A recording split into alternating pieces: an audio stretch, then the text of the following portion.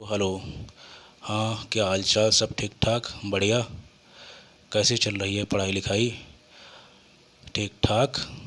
तो कुछ लोग पूछ रहे थे कि नीट काउंसलिंग में डॉक्यूमेंट्स कौन कौन से लगेंगे और कितनी फ़ीस लगेगी, रजिस्ट्रेशन फ़ीस होती है, और कॉलेज जाने पे क्या क्या डॉक्यूमेंट्स लगेंगे, ये सारा कुछ बता दीजिए। तो ठीक है, बता रहे हैं।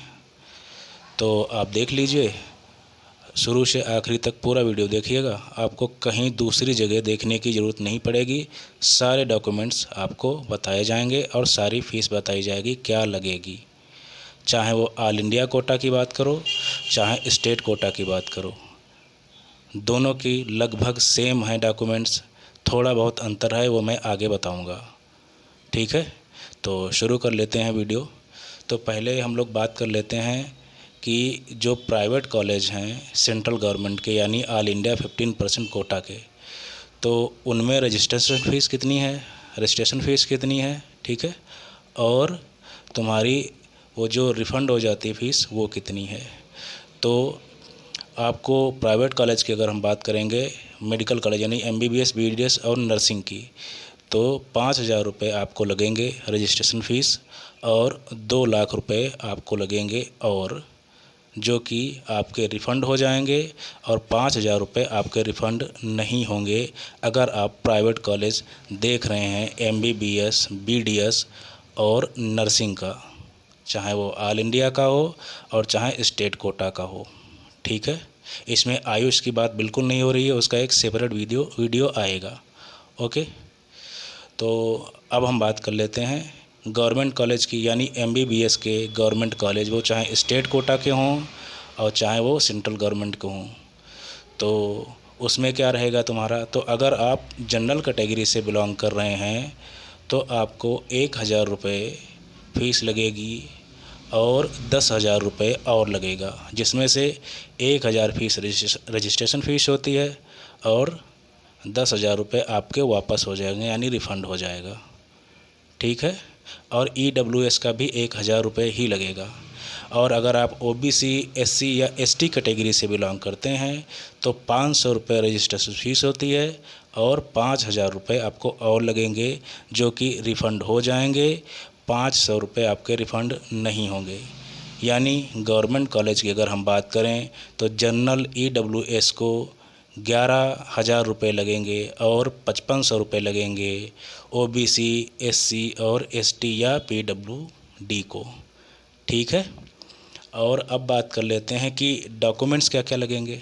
जो मेन बात है, डॉक्यूमेंट्स क्या क्या लगेंगे हमारे काउंसलिंग में, MBBS BDS या नर्सिंग की, स्टेट के या सेंट्रल गवर्नमेंट के।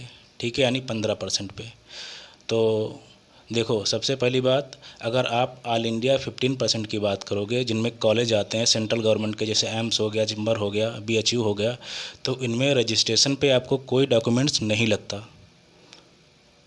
हाँ, जब कॉलेज अलॉट हो जाएगा आपको, तब आपको डॉक्यूमेंट्स जमा करने पड़ेंगे, उससे पहले कोई डॉक्यूमेंट्स नहीं लगता।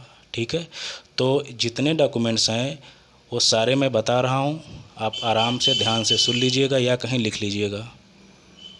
तो देखो, अगर आपको कॉलेज मिल गया होगा तब आपको क्या क्या लगेगा, तो आप, जाहिर सी बात है, आपके पास अलॉटमेंट लेटर होगा, वो होना चाहिए, एडमिट कार्ड होना चाहिए, और रिजल्ट होना चाहिए। ठीक है, और 10th का सर्टिफिकेट मार्कशीट और 12th का सर्टिफिकेट मार्कशीट होनी चाहिए, और 8 फ़ोटो आपकी होनी चाहिए। ठीक है, और आधार कार्ड, और कैटेगरी सर्टिफिकेट किसका, OBC SC ST या EWS का कैटेगरी सर्टिफिकेट भी आपका होना चाहिए, और कैरेक्टर सर्टिफिकेट भी होना चाहिए,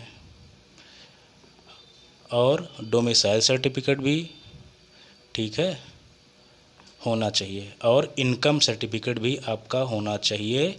कैरेक्टर सर्टिफिकेट जो होता है वो 1 अप्रैल से पुराना आपका नहीं होना चाहिए, अगर आप जनरल कैटेगरी से बिलोंग कर रहे हैं, जनरल या OBC से।